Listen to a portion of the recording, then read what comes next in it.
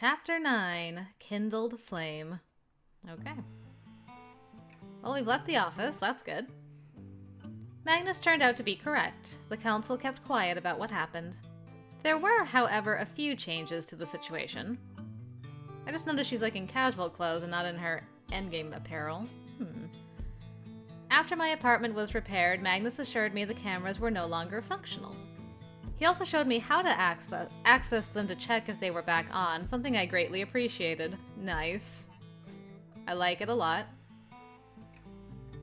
See? Something like this is quite easy, isn't it? I'm not sure about easy. I can't be sure I could do it without you here. Oh? So you're saying it's important to be close to me? Well, it's useful for mimicking your Psi. Do you have any idea how complex the structure of your Psi is compared to everyone else? No, though I'm curious now. Do tell. Your Psi energy has a very specific structure. It's difficult to make mine take on the same shape if I don't have yours in front of me to look at.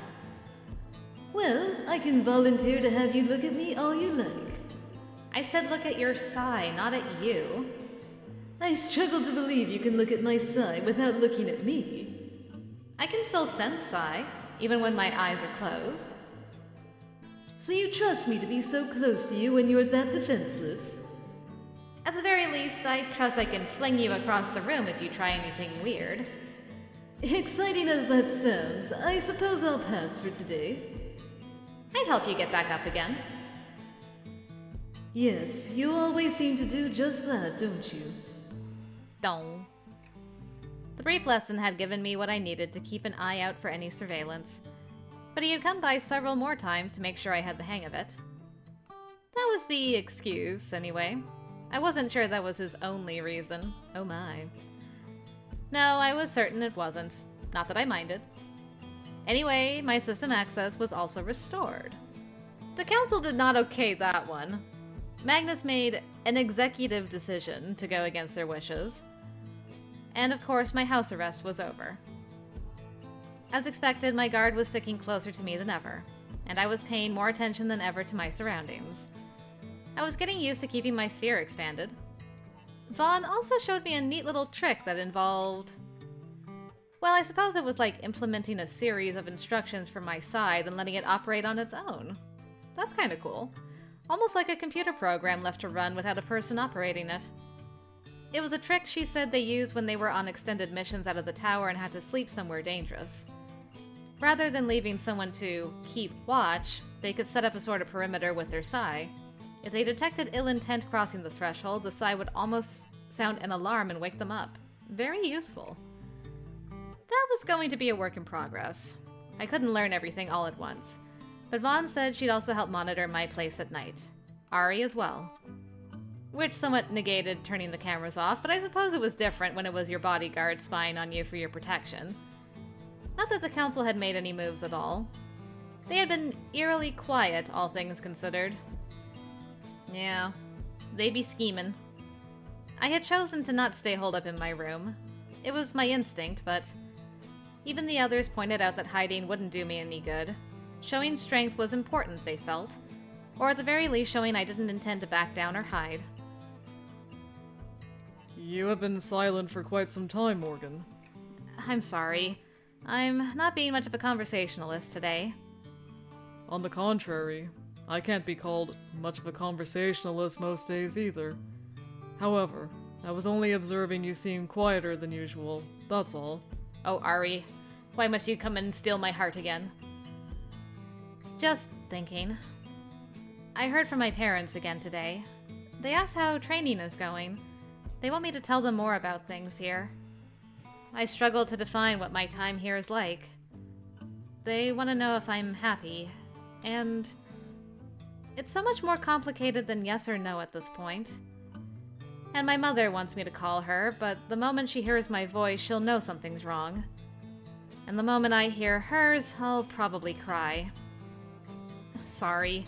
I'm sure you don't want to hear all this. I don't know why you think I am unwilling to listen. Willing to listen isn't the same thing as wanting to hear it. Perhaps. I have no relationship with my parents, so I cannot understand your struggles. However, that your mother knows you that well is something to be grateful for. I've heard a lot of the agents don't have relationships with their families. Many agents consider people here their families, but I would argue the majority at least stay in contact with their biological families, even if they don't see them often. I have not spoken to my parents in many years. I came here at a very young age, younger than most. Since my abilities were unstable, I spent most of my childhood isolated. Maintaining a familial relationship was not possible. Later on, my parents attempted to re-establish ties. It was awkward, and eventually it was more comfortable to maintain a distance. That's sad. I'm glad they at least tried to reach back out. Is there anyone here who had a happy childhood? Ari tilted his head. I believe many of the children here would consider their childhoods adequately contented. Adequately contented? That's not exactly a glowing report of life here. As my childhood was irregular, I suppose I can't speak from experience. Were your abilities that unstable? I teleported my mother to Syrah when I was 3. To Syrah? You can teleport. To Syrah? My sphere is abnormal. That's an understatement. Was your mother alright? She was unharmed. However, it was a sobering lesson about the dangers of a young child with that level of psi. I was brought to Endgame right away. I can imagine. That must have been terrifying for everyone. Especially you. I have little recollection of it, given my age. That's early for psi to develop, isn't it? It is. And unfortunately, it was too young for me to learn to develop it. Hence the isolation. Both because I was a small child and because I am F-class, my psi was tied into my emotional state. For everyone's protection, including my own, my emotions were suppressed until I was old enough to keep them stable. By then, I had learned to use my abilities properly. They suppressed your emotions? It was for everyone's safety. Given his circumstances, I could understand the decision. But looking at him now, it was clear how much his early years had shaped his life and the man he'd become. It explained how unemotional he seemed even now. And yet Ari appeared perfectly accepting of his childhood here. Meanwhile, it was just as apparent Magnus was bitter about his. I wondered if that's what he meant when he talked about the difference between someone raised here and someone not raised here. Magnus had been raised here, of course, but after losing his memories, he would have taken on more of the position of someone who hadn't been. You disagree. What? You looked as if you disagreed with the decision they made back then. It's difficult to say. I'm sure there was a moral conundrum for everyone. I was just thinking it sounded lonely. Perhaps. I believe the others are here. Then we should go before Caleb starts bellowing across the room for us. Ari's lips twitched into the faintest hint of a smile. There's still emotions there. That would be unfortunate. I hope you know you don't get points for trying this hard. Trust me, I'm not trying to impress anyone or score any points. I just think I need to be better prepared. Magnus agrees. For what? You tell me. Don't pretend the situation right now is normal. When is it ever? We going to pretend the council has never pulled something shitty like this before instead? Do you think there's any danger of me not knowing the council pulls stupid shit, Caleb? Really? Do either of you think there's value to an evening training session where Morgan listens to the two of you bicker rather than me as I try to teach her this technique? Dang. Look, you made him mad. I think you did. I said nothing about being angry. He's just disappointed. He's not angry. He's just disappointed. I pinched the bridge of my nose, half amused and half frustrated. Is it too late for me to join another team? What's that? You're abandoning us? How do the three of you ever get anything done when it's constantly like this? They're more focused when on duty. Oh, you're saying we're the problem? Certainly. I've been working in earnest with Morgan all this time. The two of you are the ones arguing. Hey, why don't we give Morgan a glimpse of what happens when a knight and rook go head-to-head? It's concerning how frequently you turn to a challenge of physical combat. Well, if you're afraid I'll wipe the floor with you here, I can always just wipe the floor with you at Volatant tomorrow. Caleb, we're trying to focus. I tuned them out and went back to focusing on what Ari had been telling me about teleportation. We had discussed the basics before, but we were really working on my practical skills with it now, and it wasn't the same at all. I'd already done it before, but at that time I had been running on instinct. Ari was keen to teach me, I was keen to learn. But more than that, Magnus was now pushing hard for me to learn to do it on command instead of just focusing on learning the principles behind it. If the Council tried anything again, the most effective way to defend myself was to vacate the immediate area. That is a good point. I might be a queen rank, but I still had very little training in offensive techniques. Getting away from a would-be assailant made more sense. And I hadn't said it, but if the worst scenario happened and I needed to make an escape from this place altogether, well, being able to teleport safely seemed pretty useful. Closing my eyes, I blocked the others out and expanded my sphere the way Ari showed me. He had said to cage the location to which I wanted to jump as the second step. The problem was the actual jumping. Ari tried to explain the process he used, but I didn't think I was going to get the hang of opening an actual wormhole that easily. Instead, I went back to something I'd been told by Magnus. Psi is all about the mental image. Did it matter if I could explain the physics behind what I was doing? I didn't think so. As long as I could picture it, shouldn't that be enough? And I'd experienced Ari's teleportation more than once. I had a very clear mental image of what it looked and felt like. I cleared all else from my mind, caged the small spot on the other side of the room, and... Seconds later, I was stumbling face first into the wall because I overshot my target by about half a meter. Well, it was a less than stellar landing, but not bad for a first proper try at it. Though I would have appreciated some warning. You were otherwise occupied. I rubbed my nose, turning to look at them both. It seems your target cage was loose. Unless you intended to launch yourself into the wall. Yeah, that was an accident. Ari abandoned his position near Caleb, appearing next to me in a flash. Nice. It's not uncommon to loosen your sight on the target as you focus on shifting to the new location. Maintaining focus on both is difficult, over longer distances in particular. However, you must maintain a solid grasp on your target area if you don't wish to overshoot as you did. This time was fine. However, in some situations, missing your target by even a small amount can be dangerous. Right. I'll remember that next time. However, it's an improvement given that 10 minutes ago you couldn't perform a jump at all. What did you change about your strategy? Ari! The urgency in her voice made us all look her way. Well, what do you want, Miss Thing? And a moment later, the door opened and a familiar figure stepped through. All three of my guard members positioned themselves between me and Lethy instantly. Thanks, guys. She said nothing as she stepped further into the room. I felt something brush against me. No, not against me, against my sphere. I shuddered at the familiar sensation. It was her presence, her psyche, her sphere. The feeling of it overlapping mine sent prickles down my arms, and I retracted my sphere to block her out. What was she doing here? I can move to Ari's side. Yes, if I was on Ari's route, that would be great. I must show strength.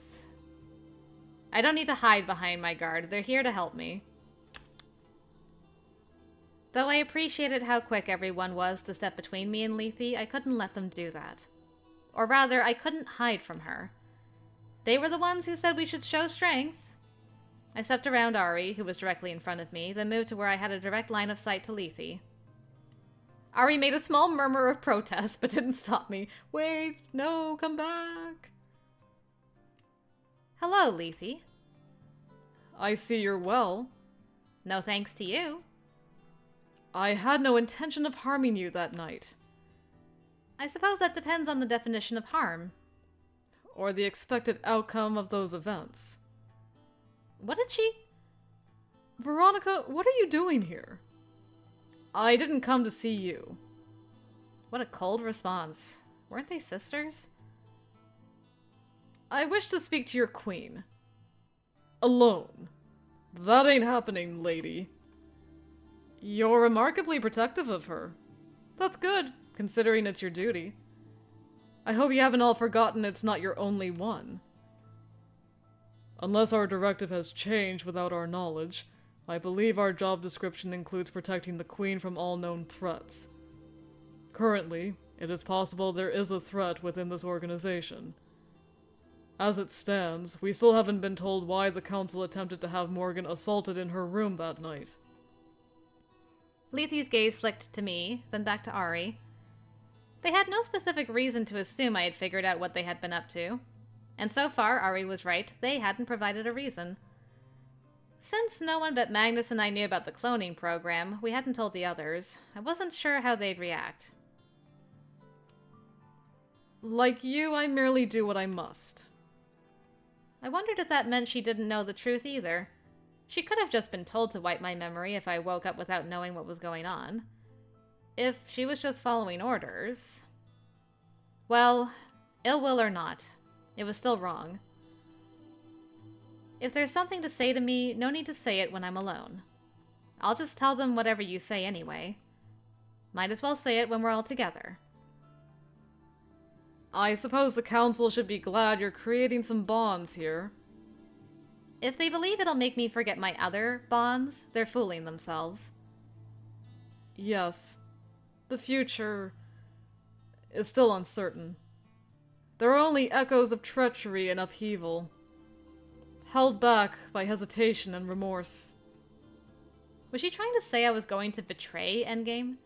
Can you betray an organization that you haven't sworn loyalty to? If you would be less vague about what you see. There's a reason we tell only a select few what we see when we look ahead. Too many ears means more forces trying to push us onto one path or another. Why increase the variables at play when they only make the future we need become more difficult to achieve? Does that mean you'd tell me if we were alone? They did tell me you were fairly intelligent. I wouldn't do it, Morgan. I agree. Lethy knows better than everyone that the future isn't static. It's a poor choice to get too caught up in something like that when you have other concerns. It just muddies the waters. She shot me a crooked grin as she joined me. Besides, I don't see anything terrible in your future. Don't forget I'm a bishop too. You are not one of us, Vanessa. You don't know what I know. Yeah, you're the favorite. I get it. But I'm the cute one, so I think Morgan should listen to me. Well, I can't argue with that logic. Sorry, I suppose I'll have to refuse your offer. Besides, I didn't believe for 1 minute Lethy didn't have some sort of council-driven ulterior motive for wanting to get me alone. Even she accepted I was fairly intelligent. I knew you would say that, though I had hoped. Your enemies are not who you think they are, Morgan Leone. But if you hesitate to walk where you need to walk, then you will be made to. What does that... What is everyone doing? Magnus? He's just like, alright, I can sense the tension in this room. Hello, it is I. Lethy, you're looking beautiful as always. Did you come to check on our little queen after her terrifying experience the other night? That random and entirely unprovoked power surge? Strange, wasn't it? Probably because of some terrible nightmare or other. He swept past her without another look, while giving the rest of us a pleasant smile. Training so late in the evening. How studious of you. And look, your entire team is here to help. How lovely that we're all getting along so well these days.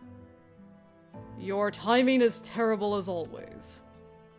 His tone was angry, but there was something akin to relief on his face as Lethy retreated without another word. I stared after her, wondering what she'd come here for. Ugh. What was that? You okay, Morgan? Yeah, no problem. Just... I shrugged helplessly. So what were all you busy little bees working on? Do you have to be so condescending every time you open your damn mouth? Yes. We were working on teleportation. Indeed. And this is now our second interruption. Oh, I'm interrupting? I'll just move to the side and watch. I'm quite curious about this process. You don't mind if I observe, do you? Observe only. No commentary. You're no fun at all. If you don't like it, you can always leave. I'm sure you have mountains of interesting paperwork to look over or something. Paperwork is never interesting. I know. You're so mean, Morgan. Honestly. I worry about the sadistic streak that rears its head every so often. If you're so worried about it, why do you always look like you enjoy it? Ugh! Wait! Are you two flirting? That's so gross! I admit that prospect is somewhat disturbing. Hey, Ari, you already had your turn, okay? You don't get to comment on these future things, okay? When did this happen? Oh my god. He took me by the shoulders and pushed me towards Ari. He's like, look, the faster she gets through this route, the faster she gets to mine. So let's chop, chop, chop, people. Just don't look at him. Maybe he'll go away. With the teasing between them all, the atmosphere lightened and we could go back to training. The surprise visit by Lethy faded to the background, at least for a while. Magnus observed without interrupting, which took me by surprise. I expected otherwise. He could of course be serious when the situation warranted it. And every time I looked at him, he had a serious expression, watching us with great interest. He smiled at me each time, and I couldn't help but wonder what was going on in his head. Regardless, once I had a consistent technique for mimicking Ari's teleportation figured out, things progressed smoothly. The focus of our work became hitting my target locations with accuracy. We stayed in the training room, but of course Ari wanted to know my actual range. We knew from previous experiences it was at least 30 kilometers. That's about how far I teleported when I fled that building the day they first recruited me. That range already put me beyond most knights, who were limited to a much smaller radius if they weren't in line of sight. We weren't sure how far my sphere could extend, though. Figuring that out would have to wait for another time. For now, they wanted me to just be able to identify a nearby safe location and get there if needed. That was as much of a plan as they were forming, at least for the time being. I suggested we designate an escape point, a safe house of sorts. That way I would have a specific place to go. Having a plan would have given me so much more security than something vague like, nearby safe location. Vaughn was the one who shot down that idea. Chaos, she said, was a bishop's worst enemy. That's a good point. They could still sometimes ambush a person who was reacting and not planning, but it was more difficult. The moment we decided on a set location, that place would solidify within the paths Lethy and the others could see, and it would be that much easier for them to find it and plan ahead. When she explained it that way, it made sense. Sucks, but makes sense. You'll need to be careful. Don't wait to teleport just because you don't get a flash of insight. You can check safety with clairvoyance more easily than precognition. But a precog check of an area will tell you if it'll remain safe. Tomorrow, I'll focus on trying to get you to be able to establish a consistent connection to future lines. After Caleb has his session teaching you to smash people's faces in. You don't think this was all just some plot to get me more motivated to train, do you? I would say the council isn't stupid enough to shoot themselves in the foot that badly. But it doesn't matter why they attacked you. Violating your space that way already damaged your relationship with them beyond repair. So I wish I could say it wasn't that, but I can't. I mean, it would be great if that's all it was, but I get the feeling there's something a bit more. She frowned. For a long time now, I struggle to see things where Lethy's involved. Like there are a hell of a lot of protected secrets. Are there ways to keep someone with precognition or clairvoyance from looking into what someone else is doing? Definitely. Powerful bishops can block someone else's theokinetics with some variations of reverse cages. You were doing it too for a while, that day Jack found you. That's why it took so long for us to locate you after you separated from Caleb and Ari. Well, you were just on self-defense mode. It's scary what queens can do on pure survival instinct. It is. There are a lot of high-ranking agents besides just the guard. Bishops whose job it is to conceal our movements from others. Knights whose job it is to shield this entire city if they need to. And others. Groups that operate in secret and independent of anything the public knows about. A lot of those groups are shrouded in mystery even from us. Sounds scary. Well, it's a tough world we live in. I guess sometimes you have to be scary yourself when everything else is scary? I don't know. I'm hungry. I feel that. Does being hungry deplete your brain power that badly? Yes! I hope the others got something good. I just hope they didn't let Magnus order. There is no way anyone would let him get away with that. Well, hello. Even his guard's here. Well, now they're holed up on the top floor not talking to anyone at all. I think they're still figuring out how the hell to manage this. I'm still surprised they haven't done anything else so far. Lethy did show her face during our training session earlier. We can't say for sure she was there on order from the council. I picked up my food, takeaway, courtesy of Caleb and Mara, as I listened to the others discuss the current situation. She doesn't do much unless they tell her to, but I think it would be dangerous to assume she won't move on her own if she sees fit. There may be 3 Moirai, but don't forget she's the primary force behind them and the strongest one. Even now, I don't think she tells them everything she sees. Mara put an arm around Vaughn, drawing her close. A comforting half-hug. Vaughn snuggled against her gratefully. It must be difficult being pitted against her sister like this. We've known for a while the council has been problematic, like the leadership of any big organization. Pretty hard to keep corruption out forever. It's a pity that I have to agree with Kale, but... What the hell does that mean, you... Magnus placed a hand on Caleb's mouth as he continued. Shush, shush, shush, shush. It's very much against human nature to be motivated by the greater good for longer than is convenient. Caleb, that hurts. I laughed, watching Magnus try to twist his hand from Caleb's grasp now that Caleb was politely trying to crush it. Sounds like the council needs to go through some reforms. They've had unchecked control of this place for too long. How do you reform someone with unchecked control if they don't wish to be reformed? You overthrow them, or find someone who can work to reform it from the inside, I suppose. The repercussions of overthrowing the council would be problematic. The moment Espers take over, this becomes an organization of unrestrained Espers where the strongest vie for control. Right now we have a precious equilibrium that exists only because the strongest continue to uphold it. In other words, you're saying the group in this office can completely take over this organization, but don't, for the sake of maintaining equilibrium. You could always give a list of demands and an ultimatum. The problem with that is that if we give them time, they'll muster enough of a force to fight back. We're not the only strong Espers in Endgame. That made it sound like we were talking about a civil war within the organization. One faction against another.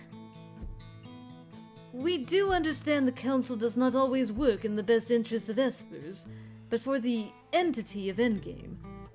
They serve the organization itself, not the people out there or in here. Well, historically, that's how things go. Organizations become big enough that there has to be a shift to maintaining the organization. And the original vision fades. I don't think Endgame's current model is sustainable. Someday someone will stand up to the Council. Violently. I don't want that to be me. But if they come after me again, it won't end well. I've been aware for a while that with the fairy phenomenon, there would need to be a change in how Endgame works. A better solution to deal with Esper problems in society. Morgan's case has shown the major flaws in forcing powerful Espers to join us at later stages in life. Something that is going to become more prevalent. And a ruling body that serves the organization rather than the people in it. It cannot continue. It has already gone on too long. What the hell do you propose we do? Well, if there was a simple solution, I'd just do it. Implementing change isn't easy. After all, one needs a consensus within a force willing to enact and maintain change. Otherwise, it becomes a dictatorship. Feels like it already is. We can all agree it's not the democracy everyone wishes it was. I think everyone here knows there are changes needed.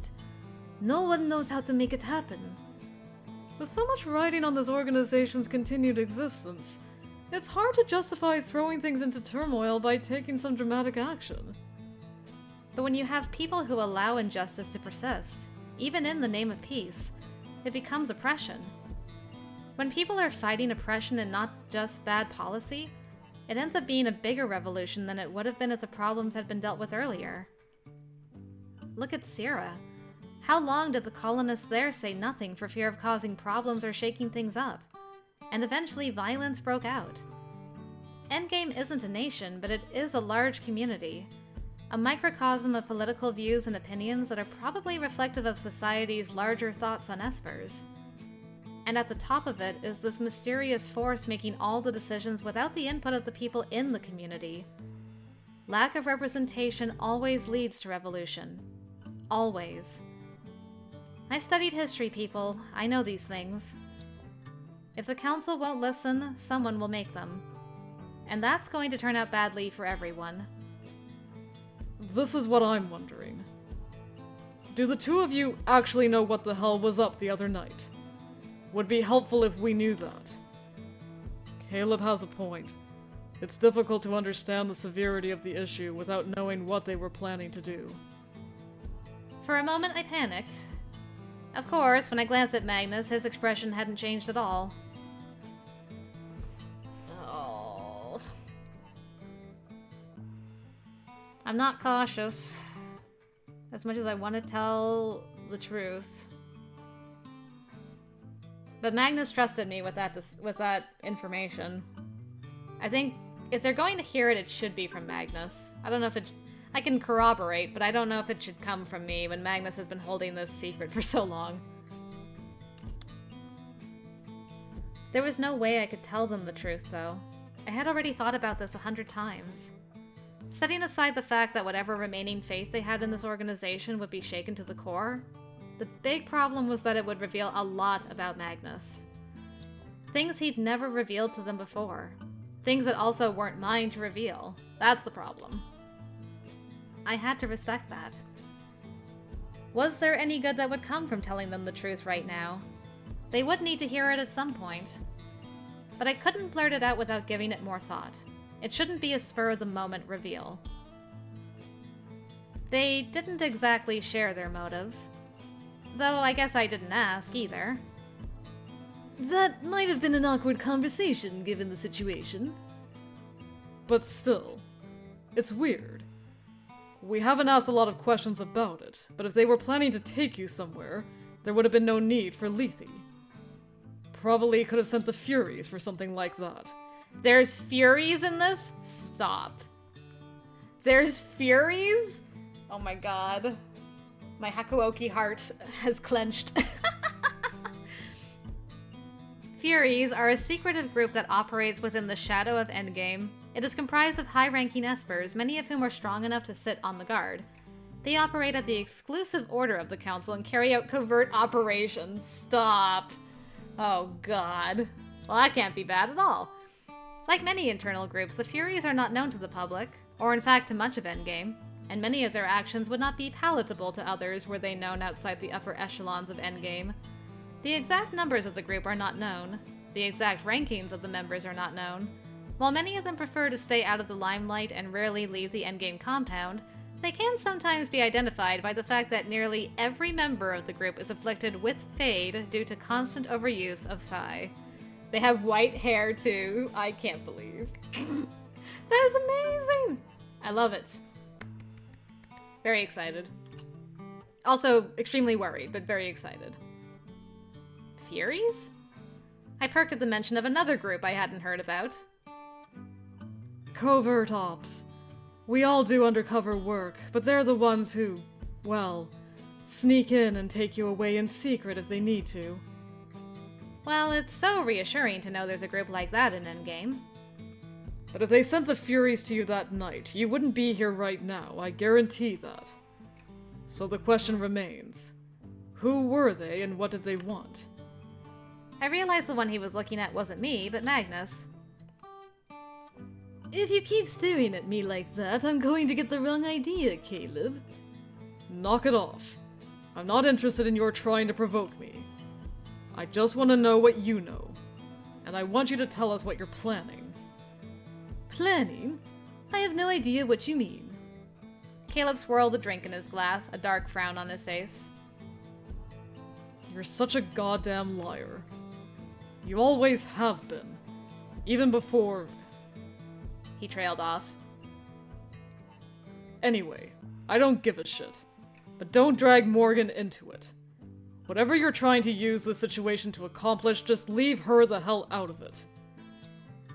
It would be nice if others hadn't already dragged her in, wouldn't it? Silence fell on the room. I wasn't sure if it was because he hadn't denied he was planning something, or because it was a rare moment of Magnus seeming honest for a change. The conversation shifted after that. Mood dampened, though no one else brought it up again. Everything aside, we were still focusing on the current semi-crisis, training plans, and getting me to a point the Council wouldn't feel they could move against me. If that was possible. Either way, it felt like putting a plaster on a wound that was too deep. Though I didn't know what else could be done as things were. Eventually, the others left, and I offered to stay to help Magnus clean up. It was another long day. He flopped onto the sofa next to me, stretching his legs out and setting his heels on the table in front of us. Well, aren't the two of you getting all domestic? It was. I suppose... You probably wonder why I won't tell them. I was surprised he was going back to that topic now, though I guess it was fine now that we were alone. I sighed softly and drew my knees to my chest. I think I can understand it. Can you? I don't know if your thoughts are the same as mine, but I imagine they're similar, at least in part. I worry about the position I'll put them in if they know. Or the position I'll put them in if I have to do something drastic. Or what will happen if they ultimately don't support a decision I make.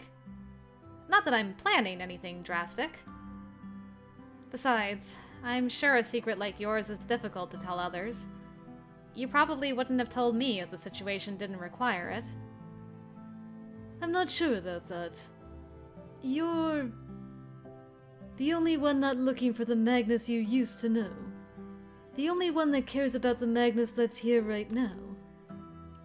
Perhaps I would have told you someday. I doubt that. You really don't have faith in me.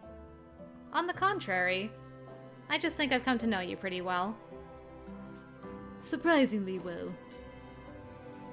Morgan, I hope you don't think ill of me after all that. Of course not. Why would I? You... It happened so suddenly.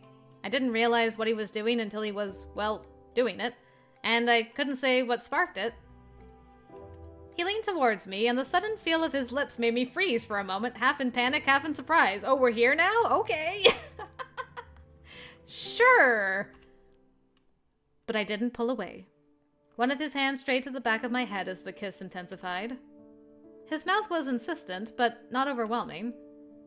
It was strange to be kissing him without even time to think about what was happening. But my hands found their way to his chest and I leaned into him anyway.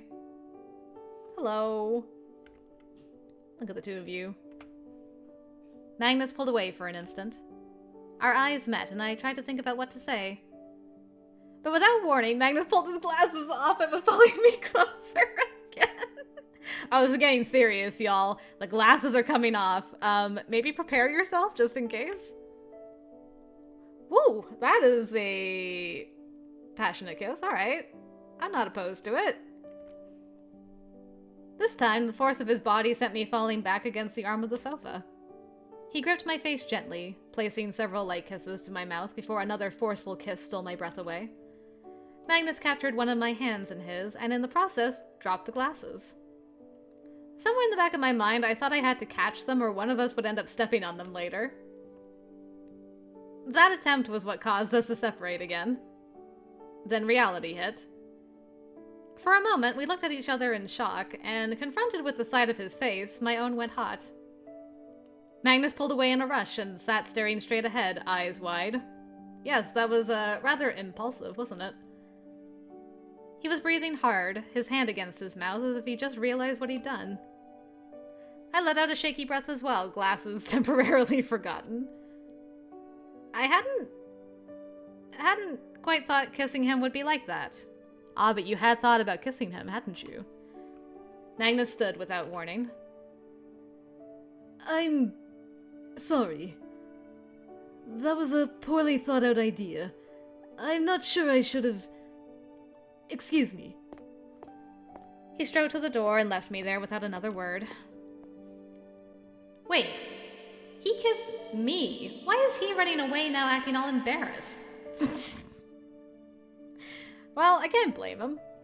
I stared at the closed door, stunned and still a little breathless. It wasn't like I hadn't had some inkling of growing closeness. Or that I hadn't ever thought of kissing him. I suppose I was just surprised he had been thinking the same thing. Sometimes it was so difficult to figure out what went on in his head. Why is my taste in men so weird? I'm with you, girl. I don't know either. Seconds later, the door opened again. Magnus was standing there with a funny look on his face.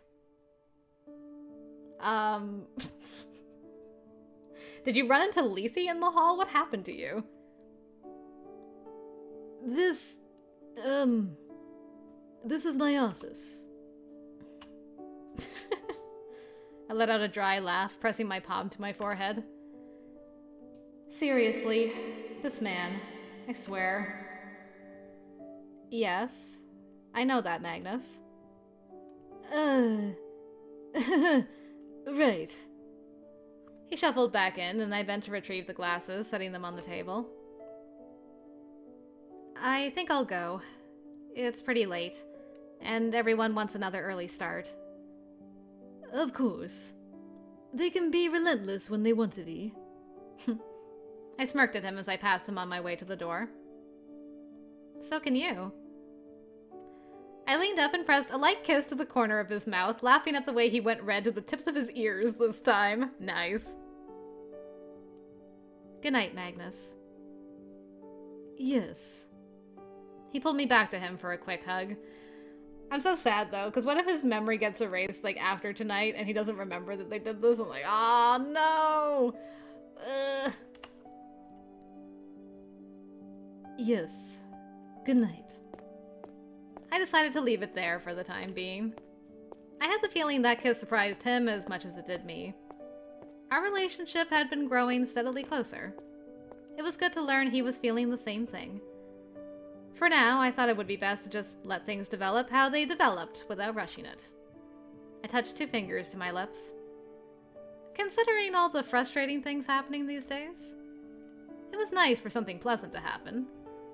I just had to make sure I didn't let it distract me. Though, I had a feeling Magnus might make that more difficult than I expected. He usually did.